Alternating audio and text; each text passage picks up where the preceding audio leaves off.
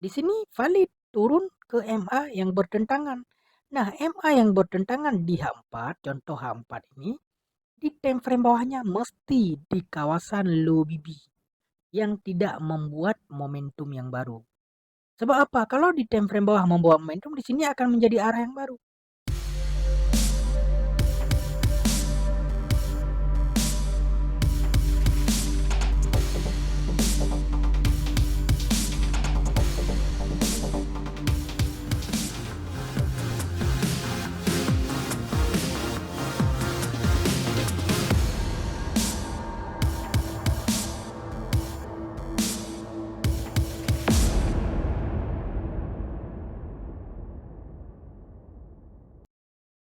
Assalamualaikum warahmatullahi wabarakatuh. Selamat datang kembali di channel Zulfikar FX. Di video kali ini kita akan sharing-sharing kembali berkenaan dengan BPMA Om Ali. Sesuai dengan request dari teman kita, di sini kita bisa lihat pada link Saweria. Ops, namanya ketutup ya. Ini dari Kak Viana ya. Dari Kak Viana ini sudah Mimin aktifkan mode mata ya, biar tidak kelihatan yang lain-lain. Nah, ini pertanyaannya. Salam kenal Bang, salam kenal juga Kak Viana. Terima kasih atas sharing dan ilmunya. Izin request Bang, tolong bahas ulang tentang reentry yang basic dan MTF reentry yang terbatal atau yang valid. Sudah lihat PDF dan video tapi bingung waktu entry sering keliru. Oke. Basic dan MTF reentry yang terbatal atau yang valid. Oke. Bagus, pertanyaan yang bagus dari Kak Viana, dan ini kita akan coba bahas untuk dari basic atau ciri-ciri reentry dan penggunaan MTF dalam reentry tersebut. Oke, sebelum kita bahas lebih lanjut buat pertanyaan Kak Viana, semoga bisa terjawab nantinya untuk Kak Viana sendiri dan teman-teman yang lain juga.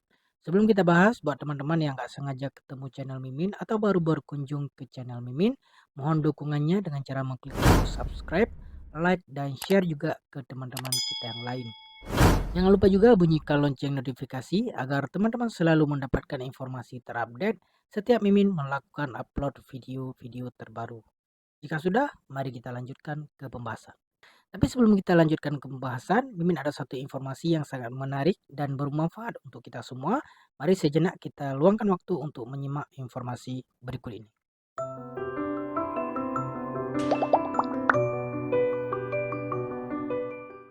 Apakah kamu sedang mencari cara untuk mendapatkan penghasilan tambahan tanpa modal dan tanpa perlu trading? Jika ya, maka bergabunglah dengan program afiliasi di XM. Hanya butuh 3 menit untuk memulai.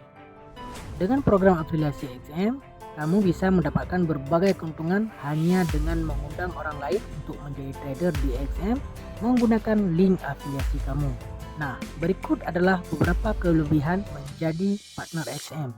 Dapatkan komisi hingga 80 US dollar atau sekitar 1,2 juta rupiah per lot transaksi dari orang yang kamu undang. Tidak ada batasan komisi, undang sebanyak-banyaknya temanmu dan lihat penghasilanmu meningkat. Pendapatanmu terlihat secara real-time, akurat, dan transparan setiap harinya. Komisi dibayarkan tepat waktu, jadi kamu tidak perlu khawatir. Dan jangan lupa, ada juga program hadiah Mitra XM. Raih pencapaianmu dan dapatkan keuntungan hingga 150.000 US dollar. Jadi, tunggu apa lagi? Bergabunglah segera dengan program afiliasi XM dan mulai cuan tanpa batas. Klik link yang ada pada deskripsi untuk informasi lebih lanjut.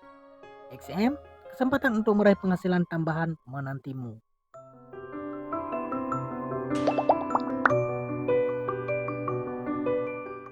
Oke, itu dia informasinya. Semoga dapat diambil peluang dan manfaat yang ada. Dan sekarang mari kita lanjutkan ke pembahasan. Nah, di sini kita baca sekali lagi pertanyaannya.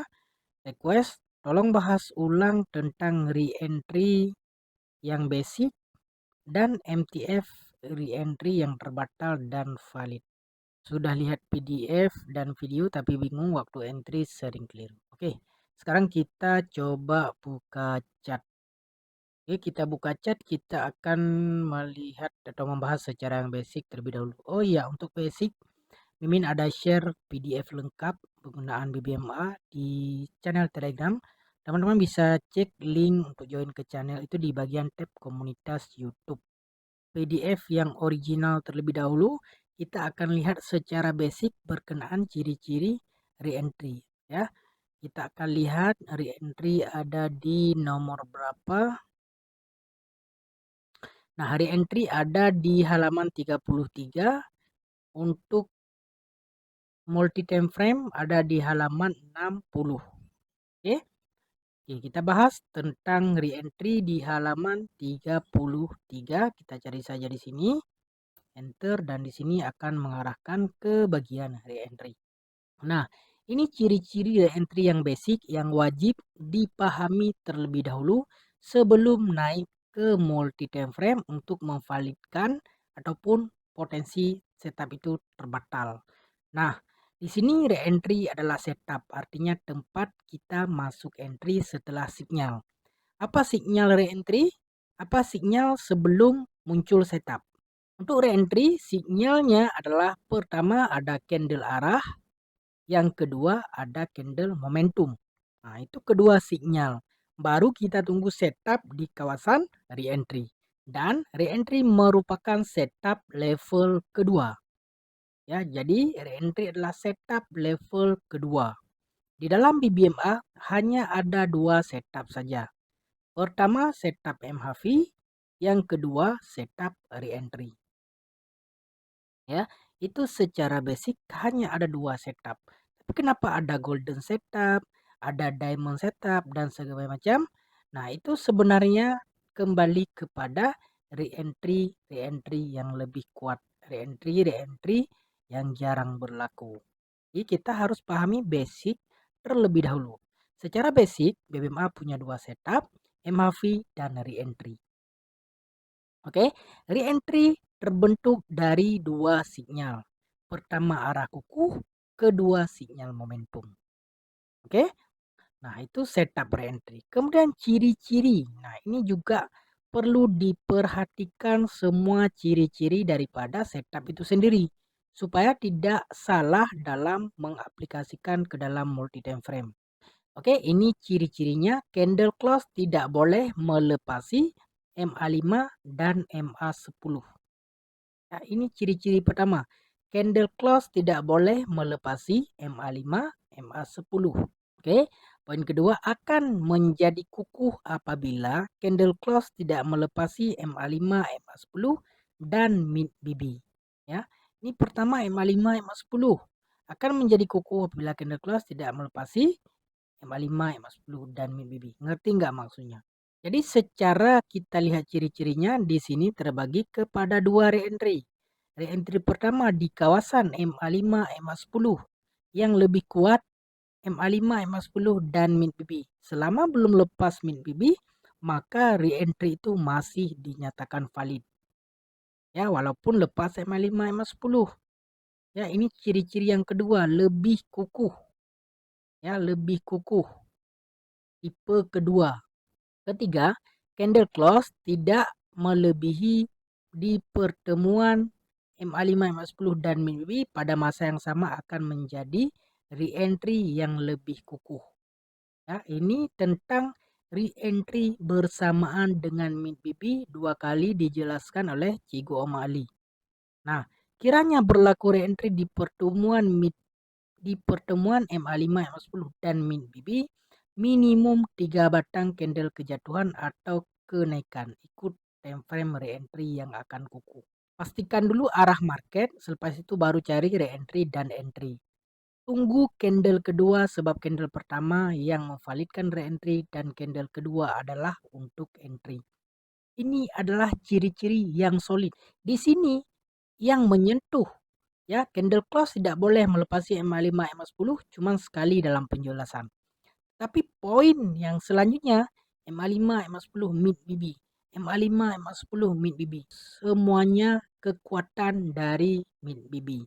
Oke, kenapa? Karena mid BB adalah garis pemisah antara kenaikan dan penurunan.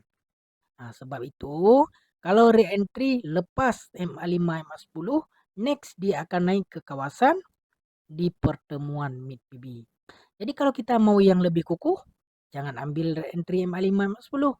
Tunggu MA5, MA10 dan mid BB. Tapi kadang-kadang hanya sampai di MA5, MA10. Nah, inilah yang kita gunakan di dalam peranan dan fungsi multi time frame. Oke, ini ciri-ciri re-entry secara basic. Harus kita ingat, candle tidak boleh close melepasi MA5, MA10. Ya, akan lebih kukuh apabila candle close tidak melepasi MA5, MA10 dan juga mid BB. Candle close tidak melebihi pertemuan MA5, MA10 dan mid BB pada masa yang sama akan menjadi re-entry yang lebih kukuh, Pertemuan MA5, MA10 dan mid BB lebih kukuh. Dan apabila bertemu re-entry di pertemuan mid BB minimum 3 batang candle kejatuhan ataupun kenaikan, ya. Jadi lebih selamat yang mana? Lebih selamat, lebih kukuh re-entry di pertemuan mid BB. Oke, kita langsung praktek di chart setelah kita pahami re-entry. Secara basic, jangan lupakan basic. Basic is king. Ya, kalau lupa basic maka akan bingung di multi time frame. Oke, contoh. Banyak pertanyaan yang masuk kepada Mimin, saya besarkan. Kenapa re-entry terbatal? Padahal di kawasan re-entry, contoh ini kadang-kadang ada yang terbatal. Terbatalnya sebab apa? Terbatalnya re-entry bila muncul arah kukuh. Baru boleh dikatakan terbatal. Dan secara tidak langsung, peranan di setiap multi time frame, apabila satu time frame menjadi arah kukuh, time frame bawahnya mesti jadi momentum. Sebab itu bila arah kukuh akan sampai ke top BB destinasinya karena di bawahnya ada momentum. Nah, itu kalau kita menggunakan peranan multi time frame. Contoh yang seperti ini. Momentum walaupun ini gap lepas menjadi arah awal. Syaratnya tadi candle close tidak boleh melepasi MA5, MA10. Oke. Setelah close dia masih tertahan di kawasan mid BB, turun sekali. Naik close jadi arah kuku. Baru re-entry ini benar-benar terbatal. Di sini valid turun ke MA yang bertentangan. Nah, MA yang bertentangan di H4, contoh H4 ini, di time frame bawahnya mesti di kawasan low BB yang tidak membuat momentum yang baru. Sebab apa? Kalau di time frame bawah membawa momentum, di sini akan menjadi arah yang baru. Arah lagi. Paham nggak maksudnya? Itu peranan kalau kita menggunakan multi time frame. Tapi kalau kita belum menggunakan multi time frame, di sini belum kelihatan lebih solid. Contoh sekarang kita bahas yang ini, kita lihat di time frame bawahnya. Oke, ini kawasan arah awal. Ini kawasan yang kita anggap re-entry yang sudah lemah. Turunkan ke bawah. Lihat. Arah awal ataupun arah kuku apabila di time frame bawahnya ada momentum terlebih-lebih break MA50, perubahan tren berlaku. Dan di kawasan MA5, MA10 di H4, dia tertahan di kawasan down rejection mid BB. Di kawasan mid ke low BB. Tidak ada momentum sehingga tertahan untuk naik. Muncul arah kukuh, maka di time frame bawah lebih solid momentum. Ketika muncul arah momentum ini kemana destinasi? Ke top BB time frame atasnya H4. Sudah sampai. Sudah sampai, BB mendatar, turun balik sekurang-kurangnya ke mid BB. Sekarang ada arah awal. Di time frame H1 ada momentum. Momentum ini break MA50 lagi. Sama nggak yang berlaku antara yang ini dengan yang ini? Sama kan? Jadi tunggu re-entry. Tapi kalau Mimin pribadi memilih momentum di time frame bawah dan arah kukuh di time frame atas. Nah, itu lebih kuat. Oke? Nah, kita ikuti searah tren. Kalau kita lihat H4 sekarang ini berpotensi sideways sebab BB-nya mendatar. Kita lihat tren sebenarnya. Daily trennya apa? Nah, BB mendatar juga. Jadi belum ada kekuatan yang seperti ini. Yang seperti ini. Masih di kawasan top, low, low, mid, top. Jadi sideways. Kita mau re-entry yang kuat. Nah, seperti ini perjalanannya.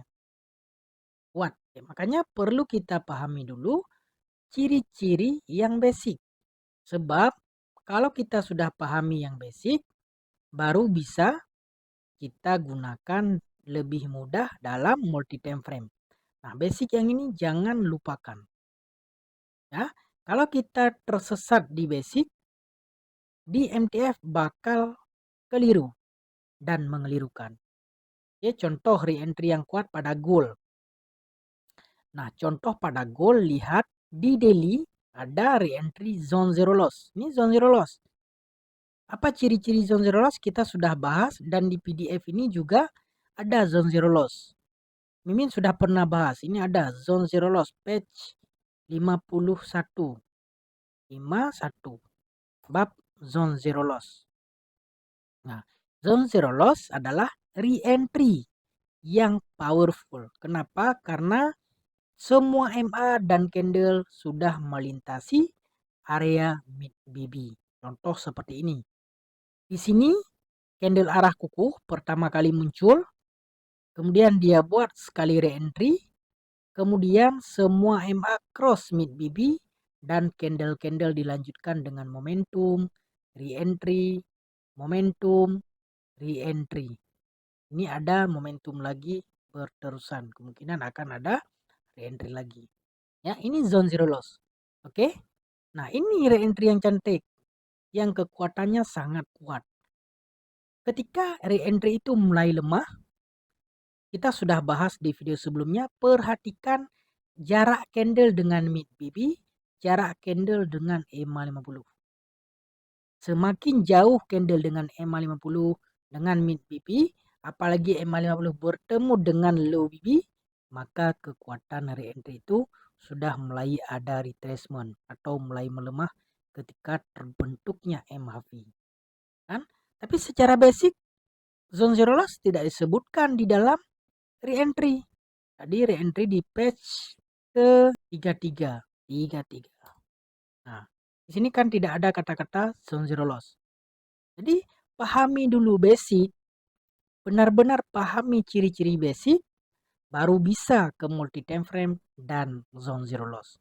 Baru dapat re-entry yang cantik, yang berkelanjutan, berkepanjangan. Nah, inilah re-entry yang dijelaskan oleh Cegu Om Ali secara lengkap.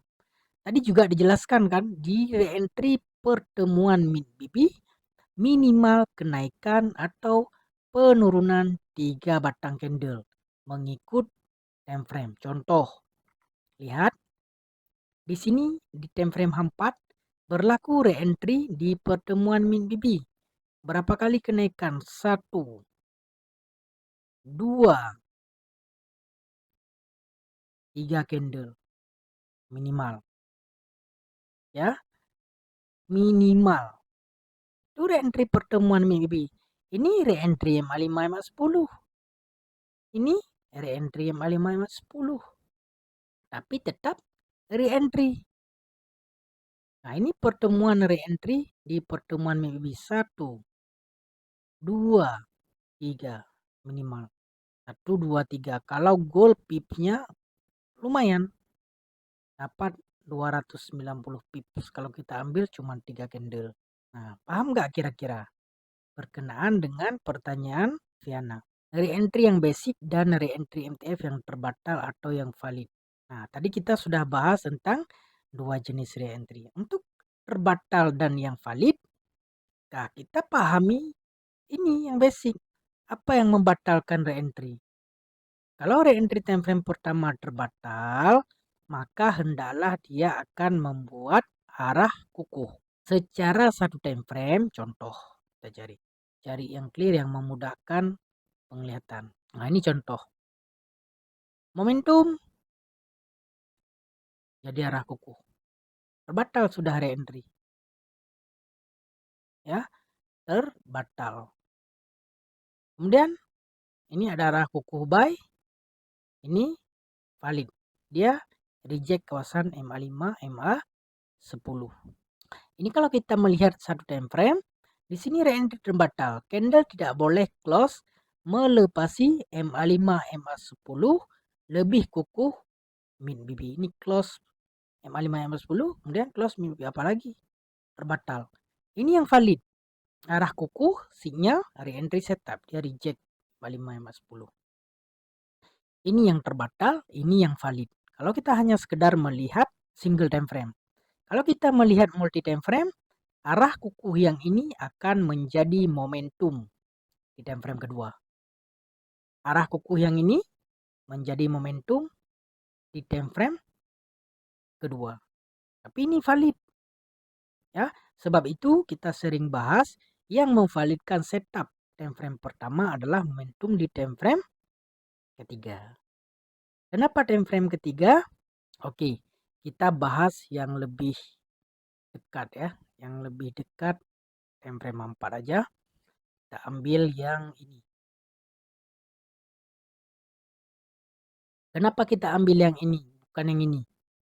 Ini jelas datangnya dari momentum. Ini datangnya bukan lagi momentum. Ini sudah ada re-entry berpotensi menjadi MHV. Ini juga MA50 sudah mau keluar dengan low BB.